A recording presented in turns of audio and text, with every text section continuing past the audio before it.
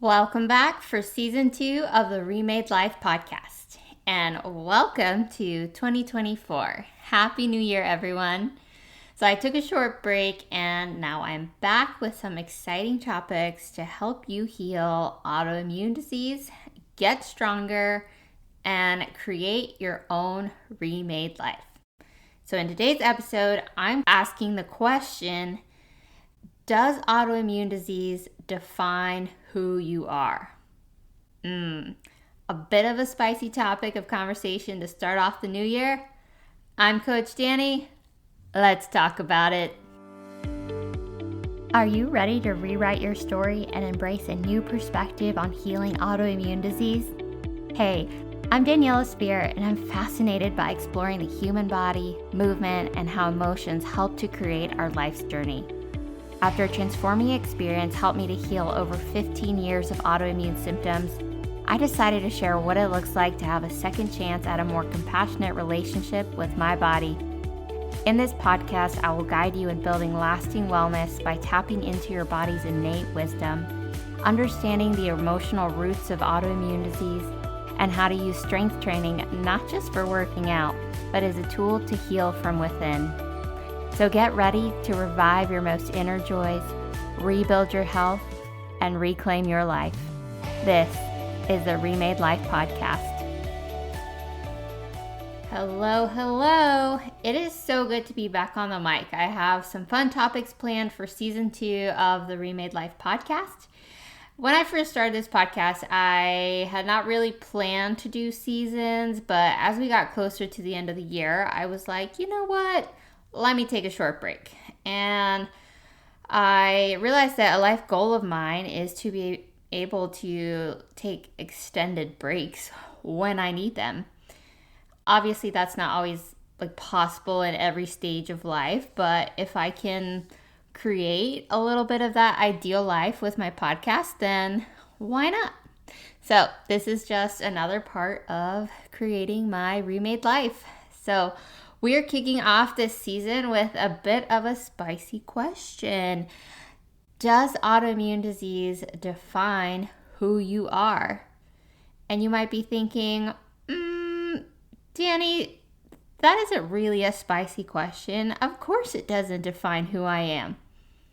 But actually, you might be surprised to find out how much you're allowing autoimmune disease to dictate your life. So before we dive into ways that you may be allowing autoimmune disease to define you, I want to preface this by saying that some of what I'm going to talk about today may make you uncomfortable, and that is good, okay? If something makes you kind of perk up or sort of rubs you the wrong way, lean into that. Take that feeling of discomfort and start to explore, why does this make me uncomfortable? Nothing that I'm sharing in this episode is with the intent to hurt or offend anyone. Rather, the intention, as always, is to challenge you to think differently, to consider a different perspective about autoimmune disease. So if something doesn't feel good, I encourage you to explore that a bit more. I remember a phrase that was often used in the lupus community.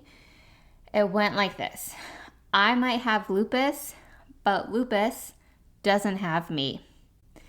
And the intention behind this phrase is indeed empowering.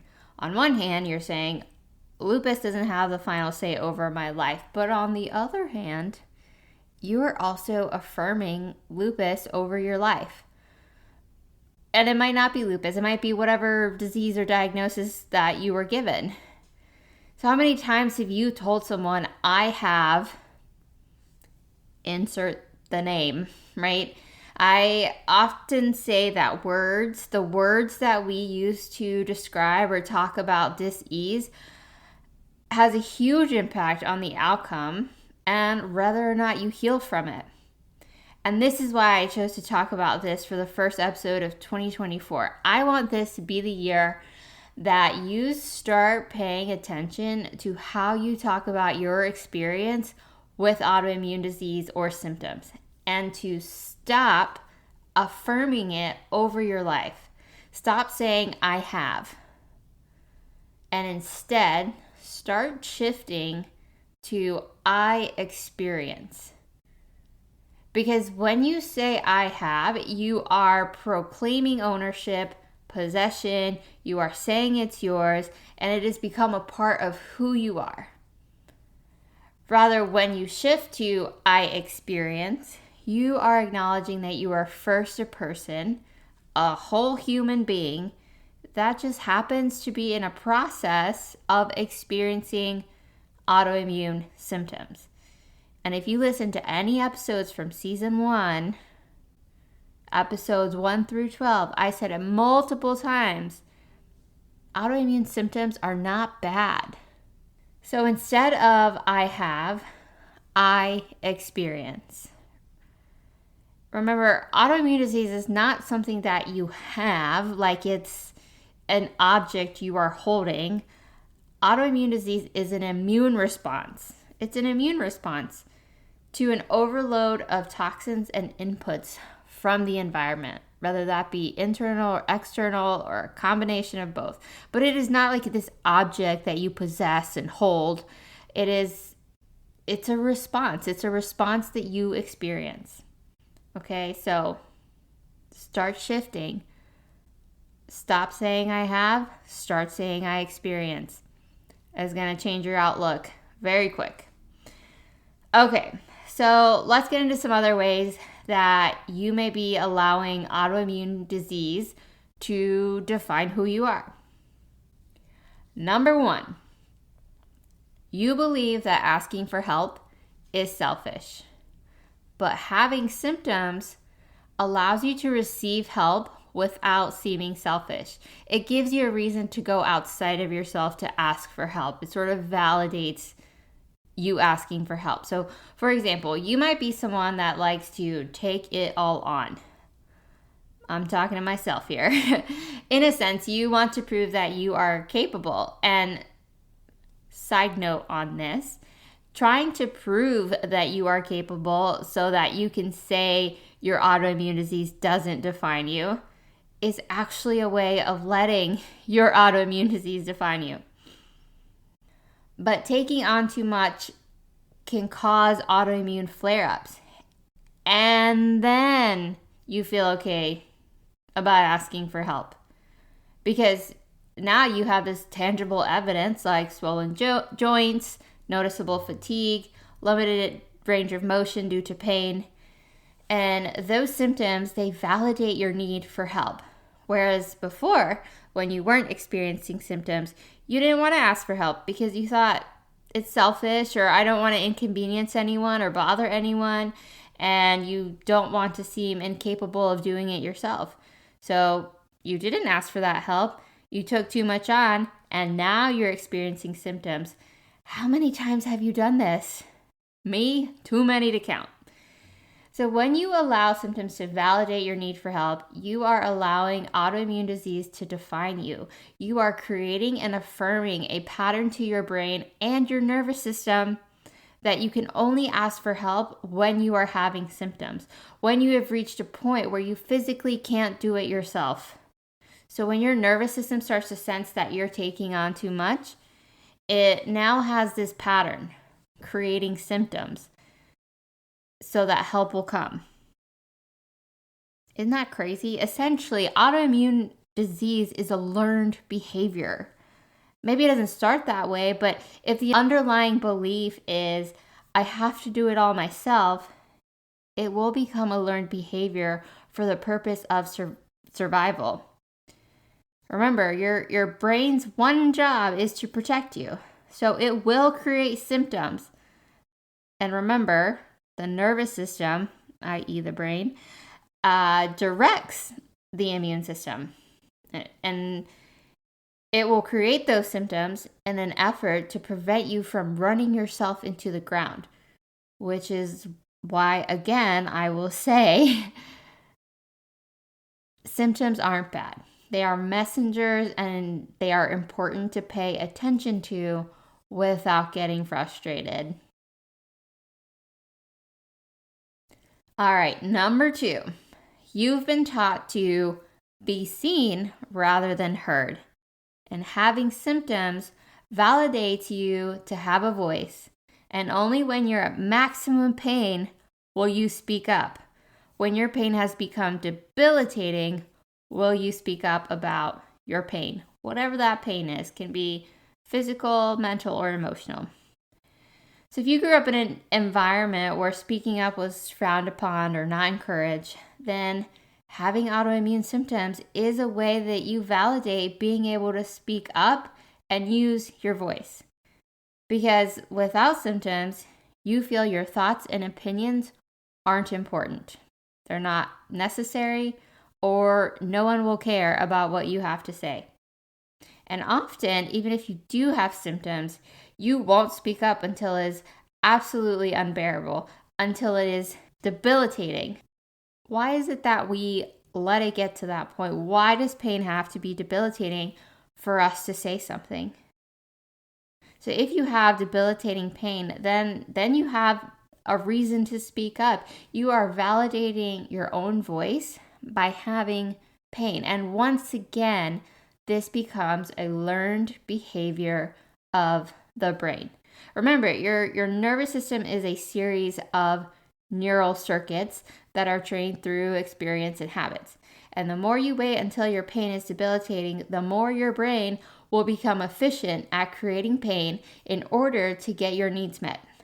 And I am not saying that you are creating this pain. You are not waking up and consciously choosing, you know what, I think I'm going to have pain today so that someone will listen to me. No, that is not how that works. This is not a conscious practice by any means. No one is out here thinking like, what can hurt today so I can receive love and care, right? No one's waking up thinking that. But if your underlying belief is that it is better to be seen rather than heard, your brain will create the symptoms needed for you to speak up. Because again, your brain's job is to protect you, and symptoms serve the purpose of survival. They are not bad, and actually, they are helpful. However, you can recreate this pattern by practicing speaking up for yourself, your needs, your boundaries, before the pain and symptoms become a necessary factor. So by you speaking up for yourself before pain, you start to reverse that pattern and create a new pattern. I mean, am I speaking to anyone out there? I hope so. All right, number 3, let's keep going.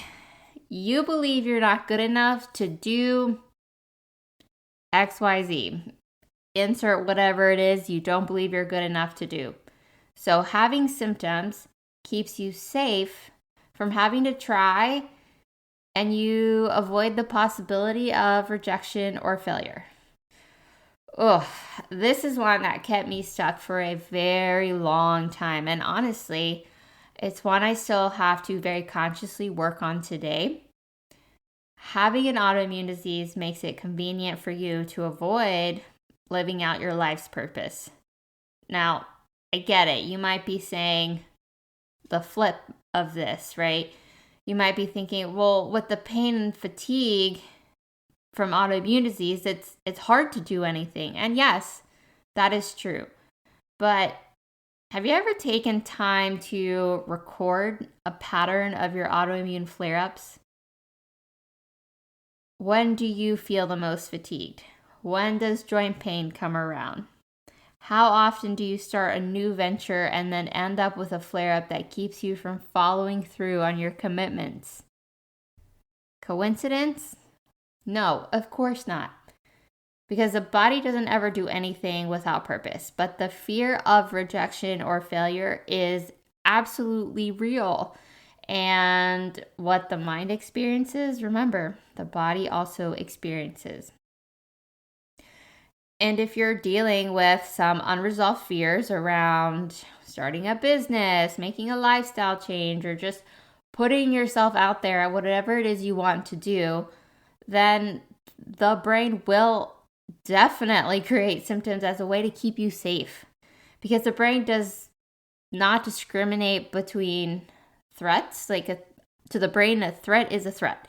And you might be less sensitive to some threats and they don't feel as scary anymore. But other things, like especially new things, things with the unknown outcomes, the brain will try to keep you safe from it because uncertainty is like the scariest thing to the brain. So for a lot of people with autoimmune disease, you can actually trace back to a big emotionally taxing event in their life when autoimmune symptoms first started to show up. In the book, The Divided Mind, John E. Sarno talks about how the brain is willing to deal with physical, tangible symptoms rather than to deal with emotional wounds. So for the brain, it's a lot easier to redirect that energy to a physical symptom rather than to have to confront the emotional wound underlying that symptoms.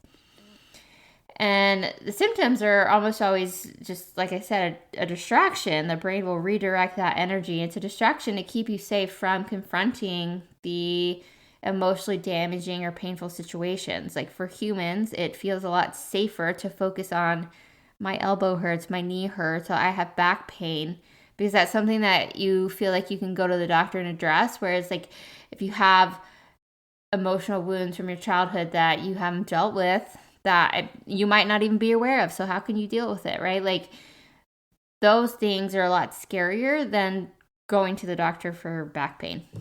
And sometimes going to the doctor for back pain is scary, so I get it. I mean, dealing with emotional things is not easy. So as scary as it is to face your fears, your symptoms will do the work of keeping you safe so that you don't have to.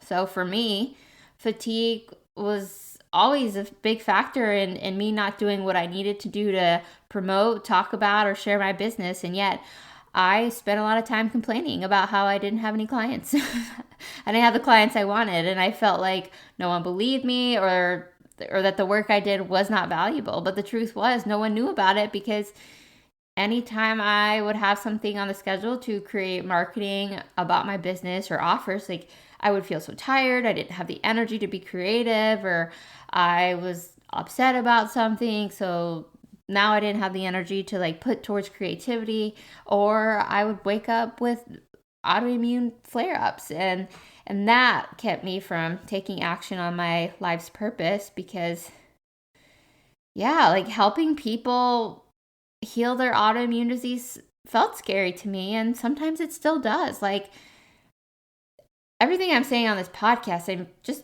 talking to myself here and hoping someone out there hears it. But talking directly to people about their limiting beliefs and telling them that they're the ones creating their own symptoms, like, that's a different ballgame. Although my clients know that I come from a place of love and desire for them to be their own healers too. But like telling that to new clients like that is scary. And it's almost like, yeah, I'm feeling tired today. I don't want to do this. So, that is just an example of how like symptoms has kept me from fulfilling my life's purpose. And I encourage you to think about how symptoms are keeping you from fulfilling your life's purpose. And is your subconscious mind like holding on to fears or doubts about your purpose? And will creating those symptoms like help you have a reason, like a physical, tangible reason to not follow through? I mean, it did for me, and sometimes it still does. As embarrassing as that is to admit, I'll put it out there. Sometimes it still does. And actually, the opposite can be true. So on one hand, autoimmune disease can protect you from having to face the uncertainty of like going after your goals and fulfilling your life's purpose. But on the flip side, your symptoms and disease can also give you a purpose. And then your purpose becomes dependent on you having that disease. So when you start to build a life around your disease, you will begin to cultivate community and maybe even your life's work around that disease. So I'm looking at you, people with Instagram handles with the disease name in it. That's another way you can tell people this disease is who I am. And healing that disease would possibly mean losing friends, losing support groups, and maybe losing everything you've built around being diagnosed. So it becomes important for you to keep your disease or your symptoms so that you don't lose your friends, your community, or maybe so that you don't lose the help that you're getting, right? You might be fearing having to go back to this life of having to do everything yourself. And let's be honest, you know what? Here is a very practical example. When I was first diagnosed with lupus in high school, I didn't have to do chores anymore. My mom started doing all those things for me, whereas before I'd have to help around the house. I don't think she ever asked me to help around the house again after I was diagnosed, right? And it's I didn't create lupus so that I didn't have to do chores, but subconsciously that is a benefit of it. And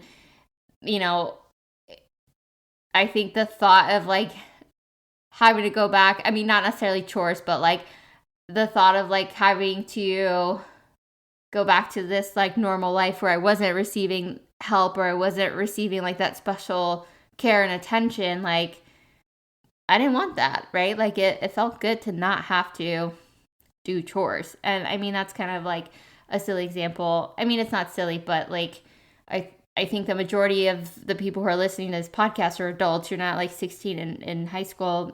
Maybe you are. But from the perspective of now being an adult, that can mean losing the support that you built around because you were diagnosed. And so it can feel scary to think about healing because that might mean losing support. And that's not you, right? It's actually a very a biological thing, because back in the day when people used to live in small tribes and villages, the worst thing that could happen was for you to be shunned from your village and your community. And chances were very high that you would die without support or resources. So biologically, physiologically, to the brain, not having community, not having support or resources feels uncertain and it feels scary.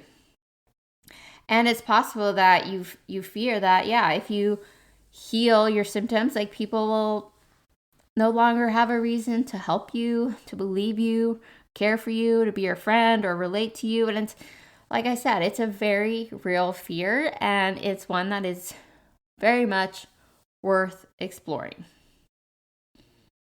So this was a big factor for me throughout last year when I intentionally chose to step away from groups that affirm disease rather than healing. And it felt scary. I thought I would lose friends, and in some cases I did.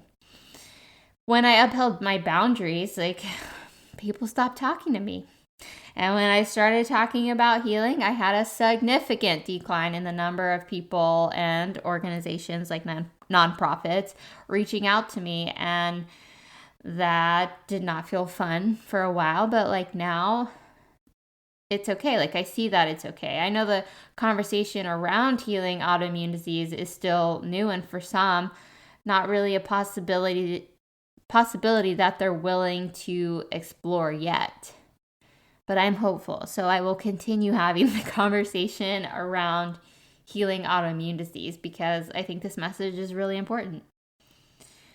But my advice is this: when you are healing, when you are in that place of healing, when you arrived at that place of healing, start to explore interests that are outside of disease. I know that it feels easier and more comforting to talk with other people about your disease that also have the same diagnosis you do because it's relatable. But also start to create your disease-free life by developing interests and hobbies and friends that are outside of that disease community, if you want to, of course. So I'm not saying go and ditch all your friends. That community is and will always be an important part of your story. But neither you nor them should look to stay there forever. And I mean, you can even continue to be friends in spaces that are supportive of healing and living disease free.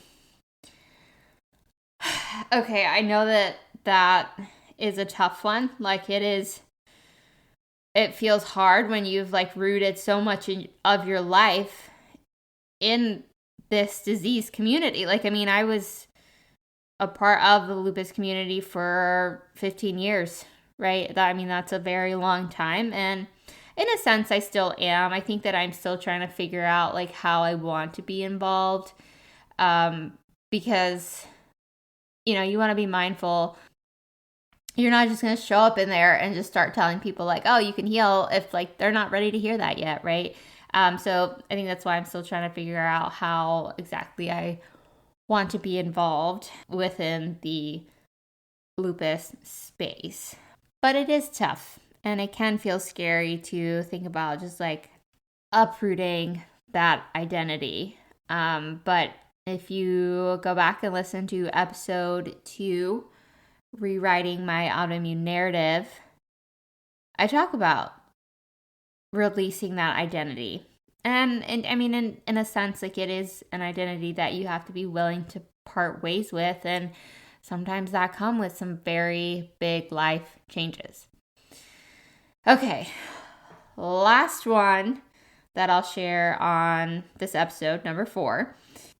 There are, of course, many other ways that you can allow autoimmune disease to define you outside of what I'm sharing in this episode, but we'll keep it at 4 just for time's sake. So number 4, you deny any connection of your physical symptoms to mental, emotional, or spiritual aspects of health. So having your symptoms actually excuses you from having to acknowledge or change your own toxic thought patterns and beliefs. You don't want to because you don't want it to be your fault, and that makes sense. I mean, this is a big one. If I could count the number of times I have been told my content is hurtful, it's inflammatory, it's gaslighting, simply because I started making the connection between the body and the mind. But, I mean, who's out here living her medication and autoimmune-free life? Okay, that was a little bit of sassiness, but well-deserved. When you wholeheartedly commit to denying any connection between your physical and mental, emotional, spiritual health, you will defend your symptoms to no end. And you know what I'm talking about. We have all said it. I have said it. Things like, it's chronic, so you can't heal it. There's no cure. It's forever. It's not mental. It's just physical. There's nothing I can do about it. It's just the way my body is, right? We've all been in that place. And if you are just recognizing that you have said those things, I want you to know it is totally fine, and you can redirect your thoughts at any time. Maybe you've gotten annoyed or angry at the suggestion that your disease can be healed. And while yes, it is annoying when people come to push products or programs at you, you do have to explore the underlying feeling there. Why does anger come up when someone tells you that you can heal? Is it maybe because you feel like if it's possible to heal, then are you doing something wrong if you're not currently healing or feel like you're healing? Does it feel like someone is telling you that you're doing it wrong? And is it because maybe when you were growing up, your caretakers often pointed out things that you did wrong and rarely praised you when you did things right? So feeling like if you're not healing, you must be doing something wrong. Like it feels like an attack. It feels like an attack on your personal character. Do you see like how there's this like deeper truth to the emotions we experience? And if the conversation around healing kind of rubs you the wrong way, well, that, my friend, is an invitation to explore some more. Allowing it to be solely physical excuses you from having to confront any emotional, mental, or spiritual wounds that are quite possibly underlying the symptoms. So remember, your brain will create the physical symptom in an effort to protect you from the seemingly more dangerous emotional wound.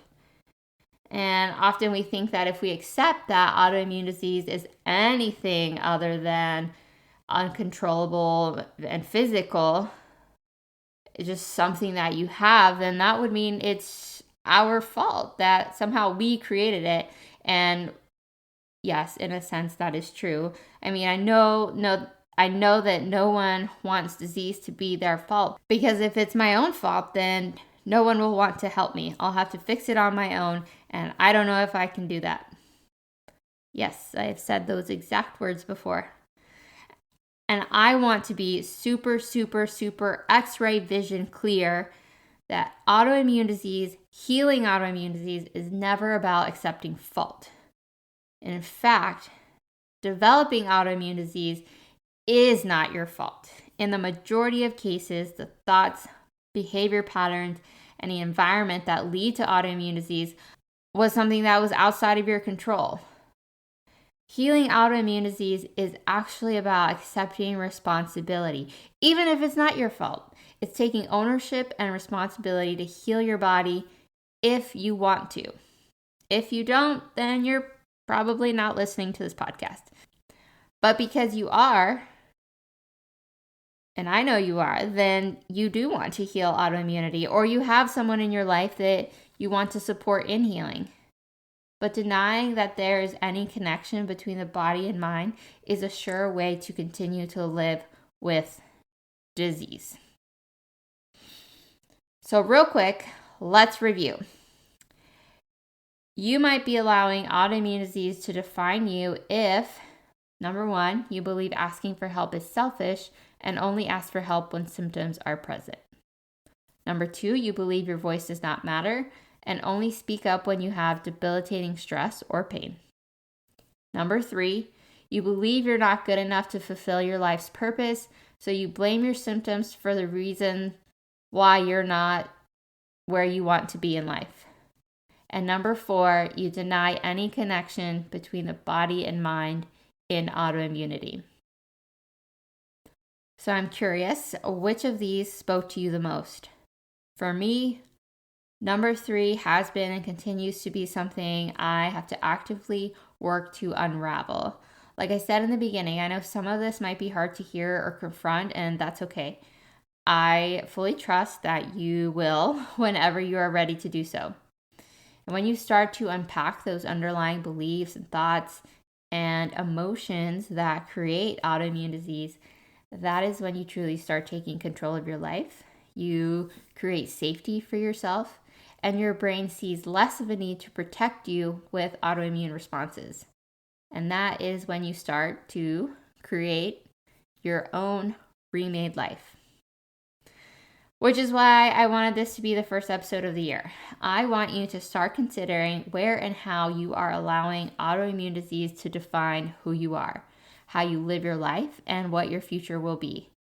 You don't even have to have solutions to any of this, right? I didn't even get into that today. But being aware is a great place to start. And I want this to be the year that you start to connect the dots of autoimmunity for yourself. I want this to be the year you start healing your body, healing your mind, healing your spirit. I want this to be the year that you get off of medication, and I want this to be the year of being remade for you. And if you have any questions or want to connect on what that might look like, or if you want to talk about anything that resonated with you in this episode, you can find me on Instagram at Daniela.Spear or email me at hello@remadewellness.com. Thank you so much for joining me for the first episode of 2024, the first episode of season 2. I appreciate you being here. And until next time, my friends,